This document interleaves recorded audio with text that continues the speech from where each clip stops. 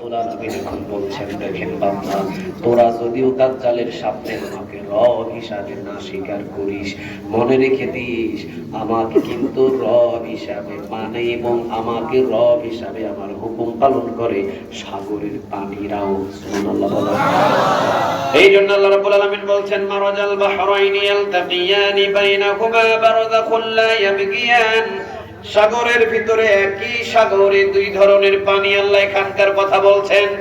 এক সাগরের ভিতরে দুই ধরনের পানি, একদিকে লবণাক্ত পানি আর একদিকে মিঠা পানি। মাঝখানে কোনো ওয়াল নাই, কোনো পার্টিশন নাই, কোনো দেয়াল নাই, কোনো ধরনের কোনো ওয়ালের ব্যবস্থা করে দেওয়া হয় নাই। ডান দিকের লবণাক্ত পানি মিষ্টি পানির ভিতরে ঢুকতে পারে না, মিষ্টি পানি লবণাক্ত পানির ভিতরে ঢুকতে পারে না, কোনো ওয়াল পার্টিশন কোনো কিছুই নাই। বলেন পানিগুলো হুকুম মানে কার? এই পানিগুলো রব মানে একজনকে, তিনি কে? যিনি রব, হুকুম হবে সেই রবের, ঠিক না ঠিক? কারণ বানাইছেন তিনি কে?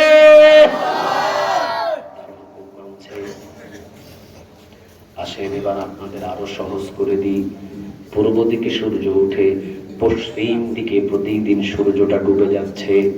সূর্য উঠে হয়তো 6:30টায় অথবা 5টায়, আবার ডুবে যায় হয়তো 6টায় থেকে 7টায়। প্রতিদিন পূর্ব দিকে সূর্য উঠে, পশ্চিম দিকে ডুবে যায়। আমাদের এলাকার ভিতরে প্রাইমারি স্কুলের টিচার আছে। আমার এই যে মোজাম্মেল ভাই আছে, মোজাম্মেল ভাই পুলিশ অফিসার। মোজাম্মেল ভাই কিন্তু সরকারি জব। প্রতিদিন মোজাম্মেল ভাইকে যদি বলা হয় যে আপনি যেহেতু পুলিশ অফিসার, প্রতিদিন 8টায় এসে আপনি অফিসে জয়েন করবেন, আবার সন্ধ্যা 4টায় বিকেল 4টায় আপনাকে ছেড়ে দেওয়া হবে। উনি যদি 10 বছর চাকরি করে, প্রতিদিন কি উনি 8টায় উপস্থিত হতে পারবে? প্রতিদিন কি উনি 4টায় ছুটি নিয়ে যেতে পারবে? কোনদিন কাজ থাকবে 3টায় চলে যাবে, ঠিক না ঠিক? কোনদিন বলবে 2টায় যেতে হবে, কোনদিন বলবে স্যার আজকে আমি আসতেই পারবো না। কিন্তু আপনারা বলেন, যেদিন থেকে আল্লাহ সূর্য তৈরি করেছেন, প্রতিদিন পূর্ব দিকে টাইম মতো উঠে, প্রতিদিন পশ্চিম দিকে টাইম মতো ডুবে, কোন বছরে সূর্য একদিন আসেই নাই? আছে কোন রিপোর্ট? কোনদিন আধা ঘন্টা দেরি করেছে? আছে কোন রিপোর্ট?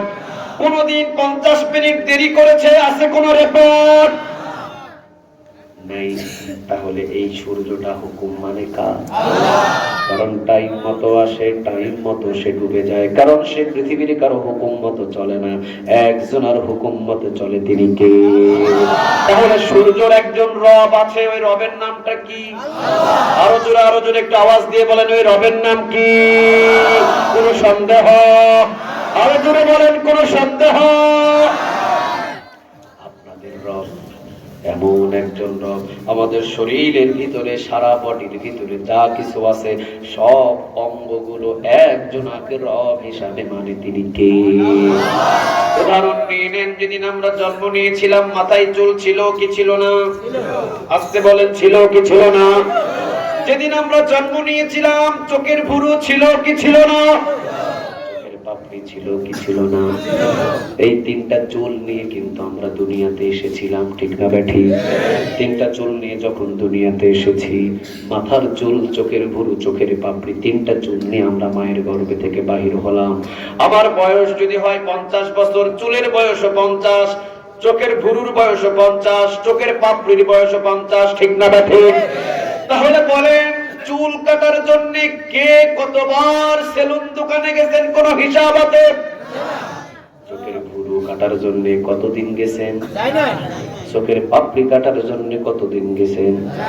একদিনও যাওয়া লাগে নাই, ঠিক না ঠিক? বয়স কিন্তু এক, 3টাই কিন্তু চুল, কালারও কিন্তু এক, নাকি ভিন্ন ভিন্ন? একই জায়গায়, একই চামড়ার উপরে, কথা বল না কেন? একই জায়গায় একই চামড়ার উপরে কাছাকাছি বেশি থেকে বেশি 4 আঙ্গুল হবে, অথচ মাথার চুল কাটার জন্য কতবার সেলুন দোকানে গেলাম, হিসাব নাই। চোখের ভুরু, চোখের পাপড়ি একই দিনে আনলাম, কাটা লাগে না। বুঝতে হবে মাথার চুল বড় হয় কার হুকুমে? আল্লাহ। আরো জোরে বলেন, কার? চোখের ভুরু চোখের পাপড়ি বড় হয় না, চোখের ভুরু চোখের পাপড়ির রব একজন আছেন, তিনি কে? আরো জোরে বলেন তিনি কে? এই জন্য আসমান এবং জমিনের ভিতরে যা কিছু আছে সবার রব কয়জন? আরো জোরে বলেন কয়জন? একজন, তিনি কে? বাংলাদেশের ভিতরে আমার আরেকটা ধর্মীয় ভাই আছে যাদেরকে আমরা বলি হিন্দু ধর্ম। কি ধর্ম? কথা বলেন, কি ধর্ম? হিন্দু ধর্ম। রাজশাহীর ভিতরে প্রোগ্রাম ছিল, একই সাথে উঠেছি ফ্লাইটে। জিজ্ঞাসা করলাম, ভাই কই যাবেন? কই হুজুর সামনে পূজা, ছুটি পাইছি, যাচ্ছি। আমি বললাম, ভাই সাহেব আপনারা এবার কয় দেবতার পূজা করবেন? কয় হুজুর আমাদের দেবতা তো 33 কোটি। কত কোটি? তবে সকল দেবতার বড় দেবতা ভগবান, ওটার লিডার। উনি আবার কাজগুলোকে ভাগ করে দিয়েছেন, এটা এই দেবতা, ওটা ওই দেবতা, এটা সাত দেওয়ার দেবতা, এটা বৃষ্টি দেওয়ার দেবতা, এটা লেখাপড়া দেওয়ার দেবতা। কিন্তু সকল দেবতার লিডার দেবতার নাম কি? ভগবান। ভগবান বলে না, কি বলে? ভগবান। আমি বললাম, ভাই সাহেব আপনাদের দেবতার সংখ্যা কয়? হুজুর 33 কোটি। আমি বললাম, নাম জানেন কয়টা? আর কয় 2-3টা ছাড়া জানি না। আমি এখন জিজ্ঞাসা করলাম, আপনাদের যদি বৃষ্টি চাইতে হয় তাহলে কার কাছে যাওয়া লাগে? কয় অমুক দেবতা। শান্তি চাইলে কোন দেবতা? অমুক দেবতা। ঘরের ভিতরে সুখ চাইলে কোন দেবতা? অমুক দেবতা। সৌন্দর্য বাড়াতে চাইলে কোন দেবতা? অমুক দেবতা। খাদ্যের ভিতরে স্বাদ দেওয়ার কোন দেবতা? অমুক দেবতা। আমি চিন্তা করলাম, বান্দাদের দেবতারা 33 কোটি দেবতার দরবারে ঘুরতে ঘুরতে জীবন শেষ। কতক্ষণ দেখেন আপনারা? কিন্তু আমাদের হাজার দেবতার কাছে যাওয়া লাগে না, এক রবের কাছে আমরা সব পাই। ঠিক না বেঠিক? অসুস্থ হয়েছেন, সুস্থ করতে পারেন তিনি কে? ছেলে নাই, ছেলে দিতে পারেন তিনি কে?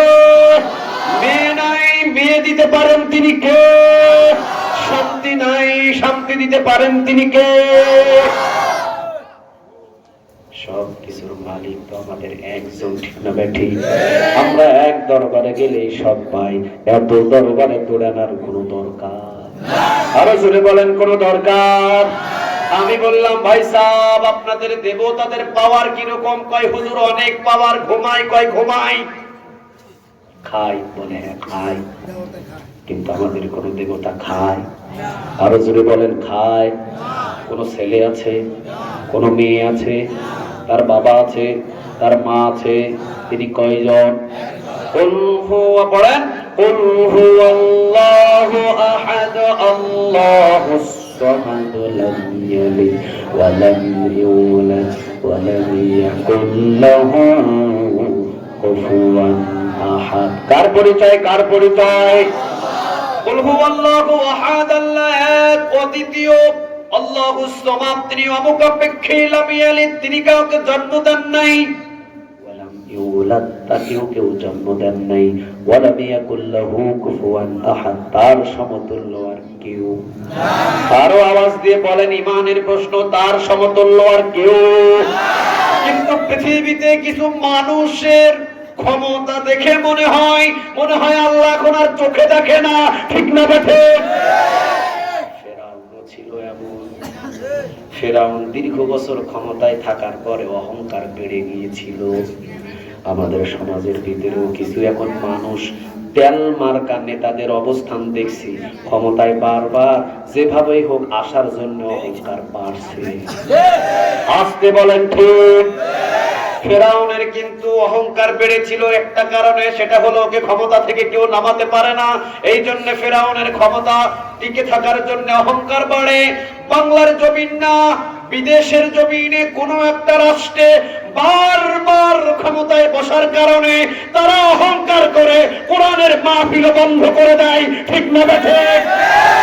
ওই যে অহংকার বাড়ছে, বলে মই কি হনু রে, মই কি হনু রে। অহংকার বাড়ছে। কিন্তু ফেরাউনের অহংকার বাড়ার পরে ফেরাউনের মৃত্যু কিন্তু সুবায়া সুবায়া মাটি পানি একসাথে খাইতে হয়েছে। ঠিক না বেঠিক? আল্লাহ রাব্বুল আলামিন বলছেন, ওয়া তুইজ্জু মান তাশা ওয়া তুযিল্লু মান তাশা বিয়াদিকাল খায়র ইন্নাকা আলা কুল্লি শাইইন কাদির। বলেন কথাটা কার? ইজ্জত দেওয়ার মালিক কে? বেইজ্জত করার মালিক কে?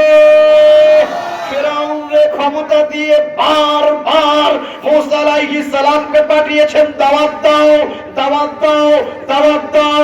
প্রতিবার যখন ফিরআউন ফেরত দিয়েছে মুসা আলাইহিস সালামকে, আল্লাহ রাব্বুল আলামিন বললেন ধরি নাই, ধরি নাই, ধরি নাই, এখন ধরেছি নীল নদের কালো পানি খাওয়ায়া পায়খানা ছুড়ায়া দেব। ঠিক না ঠিক? ধরে না, কিন্তু যখন ধরে দূরের গর্ত খুঁজে পাইবে না। আসতে বলেন ঠিক? সেই রব আছে না নাই? বয়স বেশি হয়ে গেছে, শক্তি কমে গেছে, পাওয়ার কমে গেছে, তিনি যেমন তেমনি আছেন। ঠিক না ঠিক?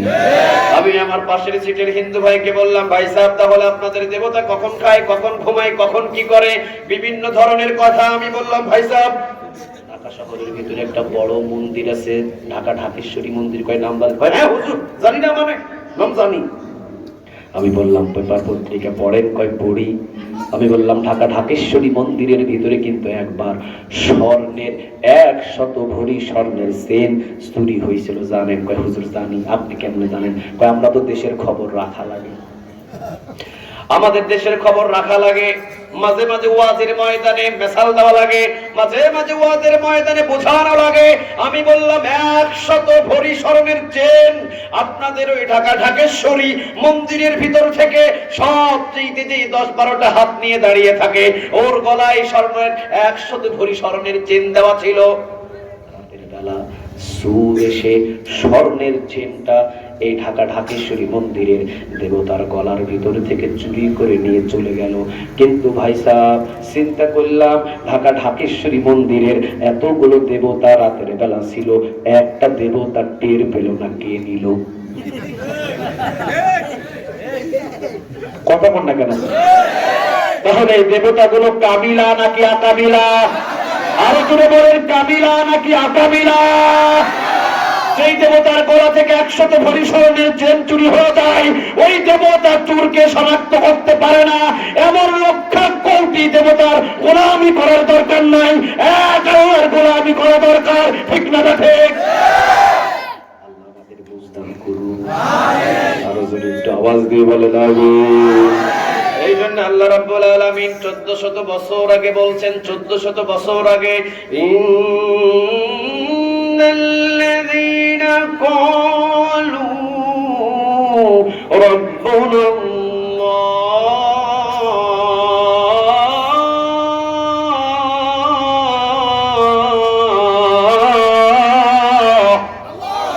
আরেকটু জোরে বলেন আল্লাহ সাবেন। আল্লাহু আকবার বললে আরেকটু জোরে বলেন লিল্লাহি তাকবীর, লিল্লাহি তাকবীর, নারে তাকবীর। ইন্নাল্লাযীনা ক্বালু রাব্বুনাল্লাহ, নিশ্চয়ই যারা আমি আল্লাহ রাব্বুল আলামিনকে রব হিসাবে মেনে নেই। তাহলে আজকে লক্ষ্মীপুরবাসী জেনে নিলাম আমাদের রব কে। জেলখানায় যাব, জীবনে কোনোদিন কাউকে রব হিসাবে মানব না, একজনকে রব হিসাবে মানব। তিনি কে? হাতের ভিতরে ডান্ডা বেড়ি পরাবে, কাকে রব হিসাবে মানবেন? রিমান্ডে নিয়ে পিড়াবে, কাকে রব হিসাবে মানবেন? হাত কেটে ফেলা হবে, কাকে রব হিসাবে মানবেন? বাংলাদেশ থেকে বিতাড়িত করে বিদেশের কোন জেলখানায় আপনাকে পাঠিয়ে দেওয়া হবে, কাকে রব মানবেন? বিন্দু পরিমাণ জীবন থাকাকালীন একজনকে রব হিসাবে মানব, তিনি কে? এখন আল্লাহ রাব্বুল আলামিন সূরা হামিম সিজদার 30 নম্বর আয়াতের ভিতরে সুন্দর করে বলে দিলেন, ইন্নাল্লাযীনা ক্বালু রাব্বুনাল্লাহ, নিশ্চয়ই যারা আমি আল্লাহ রাব্বুল আলামিনকে রব হিসাবে মেনে নেই। আল্লাহর সাথে সাথেই বলছেন শুধু রব হিসাবে মানলেই হবে না, সুম্মাস্তাকামু, অটল থাকতে হবে। কথাটা কার? মুসলমান আছে আল্লাহকে রব হিসাবে মানে, কিন্তু জায়গা মতো কাজ হয়ে যায়। ঠিক? আসতে বলেন ঠিক? আল্লাহকে রব হিসাবে মানে, বলে যে আল্লাহ আমার রব, আল্লাহ আমার রব, আল্লাহ আমার রব। কিন্তু যখন বলে যে আল্লাহ তো তোমার রব, তাহলে ঠিক আছে বাপজান, যাও ফাঁসির রশিতে ঝোলাতে হবে, তোমাকে ঝুলিয়ে দিব, যাও। তখন কিন্তু ফাঁসির রশি থেকে বাঁচার জন্য কাঠ হইয়া তাদের দলেও যোগ দেয়। ঠিক আছে না? আস্তে আস্তে আসে না নাই? চলেন আমরা আলোচনার ভিতরে ঢুকে গেলাম। ইন্নাল্লাযীনা ক্বালু রাব্বুনা আল্লাহ, নিশ্চয়ই যারা আল্লাহ রাব্বুল আলামিনকে রব হিসাবে মেনে নেয়, তাহলে আমাদের রব কে? মুফাসসিরিনে কেরাম বলছেন সুম্মাস্তাকামু, অটল থাকতে হবে আল্লাহকে রব হিসাবে মেনে নিয়ে 6 জায়গায়। কয় জায়গায়? আসতে বলেন কয় জায়গায়? এই 6 জায়গায় যদি আল্লাহকে রব হিসাবে মানেন, হাসতে হাসতে জান্নাতে চলে যাবেন। আর এই 6টা জায়গার ভিতরে যদি এক জায়গা মিস করে ফেলেন, কিয়ামতের ময়দানে জবাব নেবেন তিনি কে? কিন্তু জবাব দেওয়ার মতো কোনো ভাষা, আরো জোরে বলেন, কোনো ভাষা। নিশ্চয়ই যারা আমি আল্লাহ রাব্বুল আলামিনকে রব হিসাবে মেনে নেই, সুম্মাস্তাকামু, অটল থাকে। কয় জায়গায়? কয় জায়গায়? আল্লাহকে রব হিসাবে মানতে হবে কয় জায়গায়? আরো জোরে বলেন, কয় জায়গায়? 6 জায়গায়। কাকে রব হিসাবে মানতে হবে? এই 6 জায়গায় আল্লাহকে রব হিসাবে মানতে গিয়ে যদি কোনো বিপদ আসে, সুম্মাস্তাকামু, অটল হয়ে সোজা দাঁড়িয়ে থাকতে হবে। ঠিক না ঠিক? কয় জায়গায়? এবার মুখস্থ করে নিয়ে যান। 1 নাম্বার জায়গা, ব্যক্তিগত জীবনে রব হবেন তিনি কে? তাহলে আমার ব্যক্তিগত জীবনে যদি আমার আল্লাহ রাব্বুল আলামিন রব হয়, আমার ব্যক্তিগত জীবনে যদি আমার আল্লাহ রাব্বুল আলামিন রব হয়, আমার ব্যক্তিগত জীবনের চাহিদা হবে কার কাছে?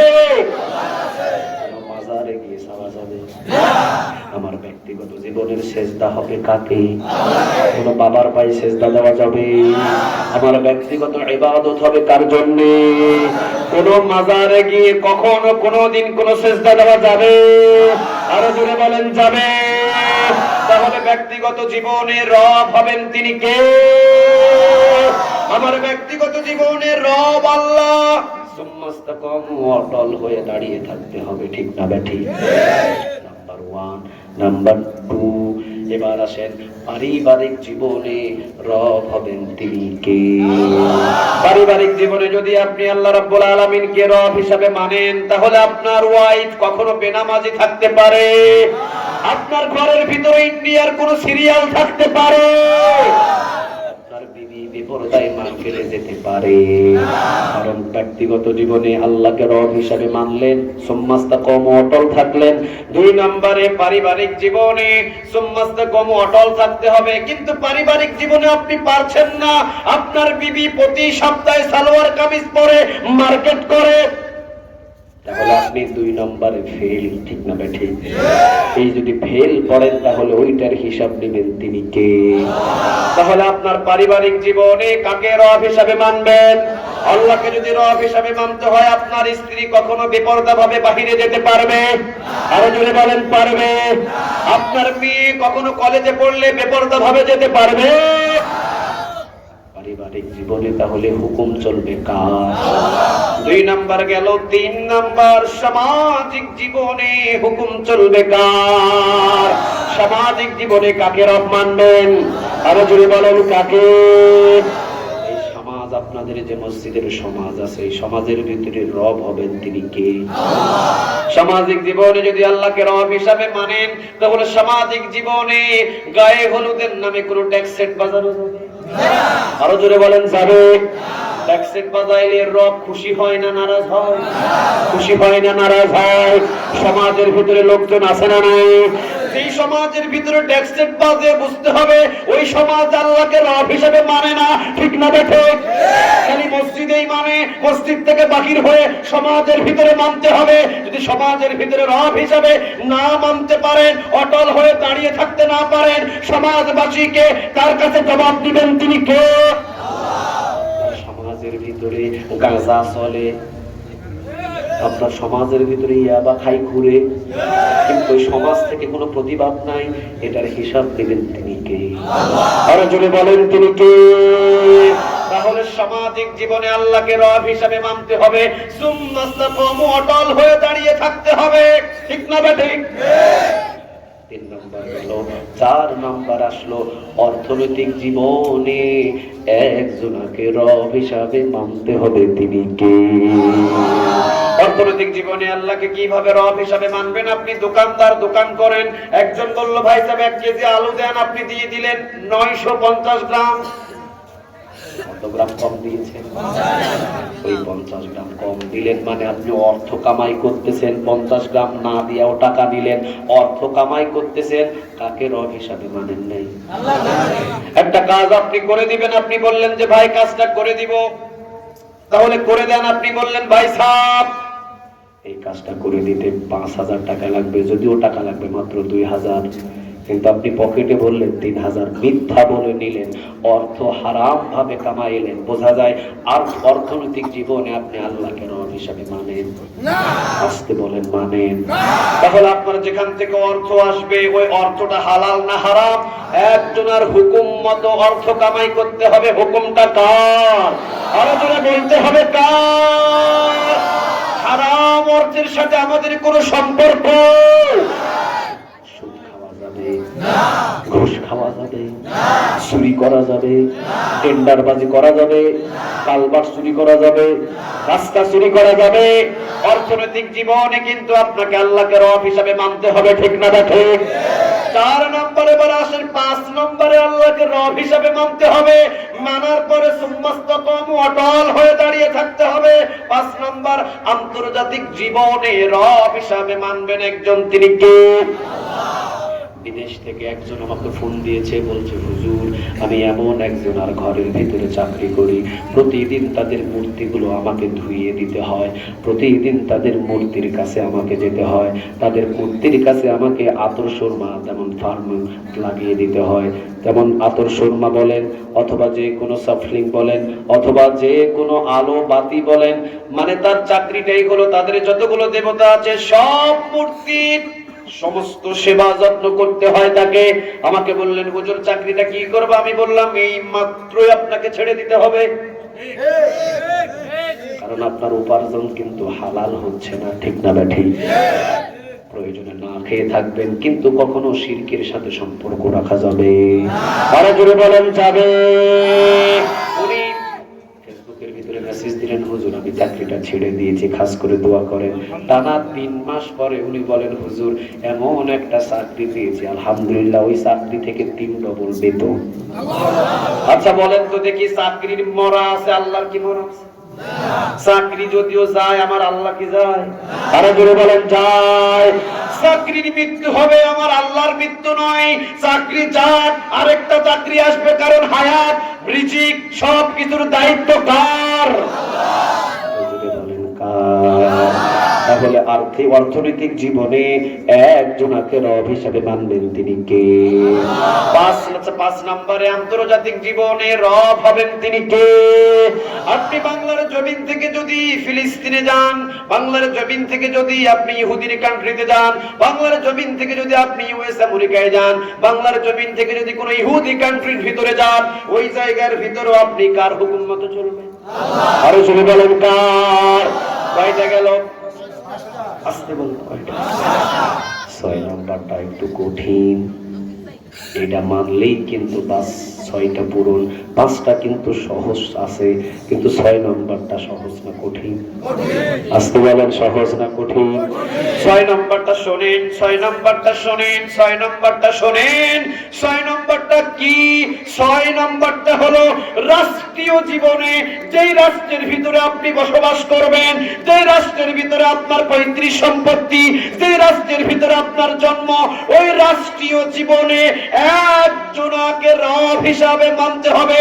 ওই রবের আইন সারা রাষ্ট্রের ভিতরে চালাতে হবে, ওই রবের আইন দিয়ে বিচার চালাতে হবে, ওই রবের আইন দিয়ে পাঠশালা চালাতে হবে, ওই রবের আইন দিয়ে সকাল হবে, ওই রবের আইন দিয়ে সূর্য হবে। মানে রাষ্ট্রীয় জীবনে একজনের হুকুম মানতে হবে, তিনি কে?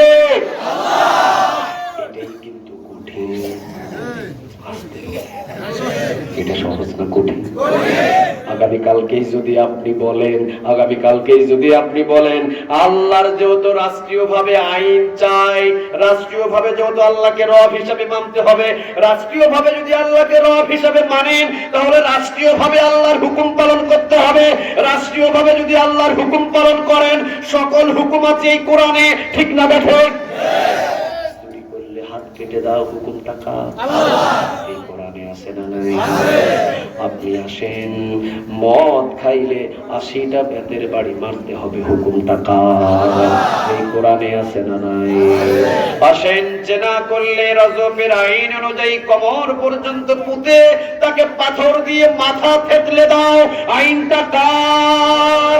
এই কোরআনে আছে না নাই? নামাজ না পড়লে বেতের বাড়ি পাঁচ পিছনে লাগাও, দোকান খোলা আছে, আযান দিয়েছে, দোকান খোলা, পিছনে বেতের বাড়ি লাগাও, মামলা দাও, আইনটা কার? তাহলে রাষ্ট্রীয়ভাবে আল্লাহকে যদি রব হিসাবে মানেন, রাষ্ট্রীয়ভাবে এই আইনগুলো বাস্তবায়ন পার্লামেন্ট থেকে করতে হবে, কোরআনের আইন। এই আন্দোলনই আপনাকে করতে হবে বাধ্যতামূলক, ঠিক না ঠিক? মানুষের বানানো কোনো আইনকে সাপোর্ট করতে আর পারবেন না। রাষ্ট্রীয়ভাবে কার হুকুম মানতে হবে? আরো জোরে বলেন, কার? রান্নাঘর থেকে একদম পার্লামেন্ট পর্যন্ত রাষ্ট্রীয়ভাবে আপনি যদি এই 6 নম্বরে টিকে থাকতে চান, এই রাষ্ট্রীয়ভাবে পার্লামেন্ট থেকে আপনার রান্নাঘর পর্যন্ত হুকুম চলবে কার? যতদিন পর্যন্ত রাষ্ট্রীয়ভাবে আল্লাহর হুকুম বাস্তবায়ন না হবে ততদিন পর্যন্ত চেষ্টা করে যেতে হবে, ঠিক না ঠিক? তাহলে চেষ্টাটা কি? চেষ্টা হলো কোরআনের আন্দোলন করে, কোরআন বুকের ভিতরে নিয়ে, কোরআন দিয়ে পুরা রাষ্ট্রকে পরিচালনা করার একটা চিন্তা ভাবনা মাথায় থাকতে হবে। কথা কোন না কেন? এখন যখনই আপনি বলবেন যে ভাই সাহেব আসেন, রাষ্ট্রীয়ভাবে যেহেতু আল্লাহ রাব্বুল আলামিনকে রব হিসাবে মানতে হবে, রাষ্ট্রীয়ভাবে যেহেতু আমাদের সবাইকে আল্লাহকে রব হিসাবে মানতে হবে, তাহলে রাষ্ট্রীয়ভাবে আল্লাহর হুকুম মানতে হবে। চলে রাষ্ট্রীয়ভাবে আল্লাহর হুকুমগুলো কায়েম করি। চুরি করলে হাত কেটে দাও, কায়েম করি। জেনা করলে পাথর মেরে শেষ করে দাও, কায়েম করি। মদ খাইলে প্রকাশ্যে 80টা বেতের বাড়ি মারা হবে, চলেন কায়েম করি। যখনই বলবেন তখনই বাংলাদেশের কিছু মানুষ বলবে সর্বনাশ, এটা হয়ে গেছে জঙ্গি, সর্বনাশ, এটা হয়ে গেছে রাজাকার। তখনই কিন্তু আপনাকে ওই যে আল্লাহ বলছেন সুম্মাস্তাকামু, অটল হয়ে কিন্তু দাঁড়ায় থাকতে হবে, ঠিক না ঠিক? এযাবৎ পর্যন্ত দাঁড়ায় 6 নম্বরে রাষ্ট্রীয় জীবনে আল্লাহর হুকুম মতো, আল্লাহর হুকুম দিয়ে দেশ পরিচালনা করার জন্য রাষ্ট্রীয় জীবনে আল্লাহর হুকুমগুলো বাস্তবায়ন করার চেষ্টা করেছে, তাদের অনেককেই জেলখানায় যেতে হয়েছে, ঠিক না ঠিক? 1 বছর 2 বছর নয়, আমরা দেখেছি যখন ছোট্ট ছিলাম, আমরা দেখেছি নাহমাদুহু বলে যখন আলোচনা শুরু করতেন মনে হতো সাগরের ঢেউয়ের মতো আওয়াজগুলো ভেসে যাচ্ছে। এতগুলো মানুষ জমায়েত হতো তাফসীরুল কোরআন মাহফিলে। 50,000 যদি মুসলমান থাকতেন, 2,000 অন্তত হিন্দুও বসতেন। প্রতিটা স্টেজের উপরে শতাধিকের বেশি মানুষ বসে থাকতেন। তবে আমাদের স্টেজের পিছনে জায়গা খালি থাকে, কিন্তু ওনার স্টেজের পিছনে একটা জায়গা করা হতেন। সেই জায়গাটা হলো যারা নও মুসলিম এসেছেন কালিমা পড়ার জন্য, ওদের জন্য আলাদা একটা স্টেজ বানানো হয়। সুবহানাল্লাহ। কিন্তু আমাদের বাংলার জমিনের ভিতরে এখদিন পর্যন্ত কেউ 30 বছর কোরআনের দাওয়াত দেয়, কেউ 40 বছর কোরআনের দাওয়াত দেয়। উনি দিয়েছেন 50 থেকে 52 বছর, এখনো পর্যন্ত কেউ 20 বছর কোরআনের দাওয়াত দেয়। যদি জিজ্ঞাসা করেন ভাই সাহেব এই 20 বছরে কয়জন মুসলিমকে মুসলমান বানিয়েছেন, উনি বলবে একজনও পারি নাই, ঠিক না ঠিক? কিন্তু আর যে মঞ্চ, ওই মঞ্চের পাশেই একটা আলাদা ভাবে জায়গা করা হতো, যারা নও মুসলিম, যারা নতুন ঈমান আনবে, ওদের জন্য ওই জায়গা বসার আলাদা জায়গা থাকতো। সুবহানাল্লাহ বলেন। কিন্তু বাংলাদেশের ভিতরে এমন ওই রকম বক্তা তৈরি হয় নাই যে আলাদা ভাবে নও মুসলিমদের জন্য জায়গা হয় নাই। উনি তাহলে কোন মাকামে পৌঁছে গিয়েছিলেন চিন্তা একবার করে দেখেন। উনি কোন মাকামে পৌঁছেছিলেন? শতাধিক না, প্রায় 1000-এর উপরে অমুসলিম তার হাতে হাত রেখে কালেমা পড়ে মুসলমান হয়েছে। সুবহানাল্লাহ বললেন না? আর একটু আওয়াজ দিয়ে বলেন সুবহানাল্লাহ। শতাধিক শতাধিক মঞ্চে মঞ্চে মঞ্চে মঞ্চে কালেমা পড়ে পড়ে মুসলমান হয়েছে। হাজার হাজার হাজার হাজার জনতা আসতো। 50 বছরেরও বেশি সময় উনি কোরআনের দাওয়াত দেশে এবং বিদেশে ছড়িয়ে দিয়েছেন। ওই ঠান্ডার ভিতরে অনেক সময় তিনি সাইকেল 40 কিলোমিটার চালায়া কোরআনের দাওয়াত দিতে গেছে। 50 বছর পর্যন্ত কোরআনের দাওয়াত দিলেন। 50 বছর পর্যন্ত কোরআনের দাওয়াতি কাজে মেহনতি করলেন। 50 বছর পর্যন্ত তিনি কোরআনের দাওয়াতের কাজে যুক্ত থাকলেন। এমন একটা পর্যায়ে পৌঁছে গেলেন, এমন এমন মঞ্চ তৈরি হয় 50,000-এর বেশি মানুষ, 2,000-2,500 3,000 হিন্দু মানুষ, মুসলিমের জন্য আলাদা স্টেজ, আলাদা একটা জায়গা করা লাগে, যদিও এখন আর প্রয়োজন হয় না। ওই ধরনের 50 বছর কোরআনের খাদেমদেরকেও টানা 13 বছর চার দেয়ালে থাকা লাগছে। আজকে বলেন ঠিক, আর একটা আওয়াজ দিয়ে বলেন ঠিক না ঠিক। তাহলে বোঝা যায় সুম্মাস্তাকাম, অটল থাকতে হবে। ওই সময় যখন আপনি বলবেন রাষ্ট্রীয়ভাবে আমরা মানুষের কোনো আইন চাই না, রাষ্ট্রীয়ভাবে যাকে রব হিসাবে মানি, রাষ্ট্রীয়ভাবে ওই রবের হুকুম চাই, তখনই আপনাকে জেল হতে পারে, জুলুম হতে পারে, অত্যাচার হতে পারে, রিমান্ডে নেওয়া ধরতে পারে, ফাঁসিতে ঝুলে রাখতে পারে। তখনই সুম্মাস্তাকাম, অটল থাকতে হবে। ঠিক না ঠিক? 13 বছর পর্যন্ত জেলখানায় থাকলেন। বাতিলের কাছে কি মাথা নত করছে? বাতিলের কাছে কি মাথা নত করছে? আপনি জানেন সুম্মাস্তাকাম, আমাকে অটল থাকতে হবে, কারণ 1400 বছর আগে আমাকে জানাইছেন তিনি কে। আরো জোরে আওয়াজ দিয়ে বলেন তিনি কে। রাসূলের চাইতে ভালো মানুষ পৃথিবীতে একটাও আছে? আপনাদের সন্দেহ মনে হয় আছে? রাসূলের চাইতে ভালো মানুষ কি একটাও আছে? আরো জোরে বলেন আছে। কেমন ছিলেন রাসূল? জীবনে কোনোদিন কোনো মানুষকে জোরে কথা বলেন নাই। আমাদেরকে কেউ যদি সালাম দেয়, সালাম দেওয়ার পর আমরা হাত টান দিইনি।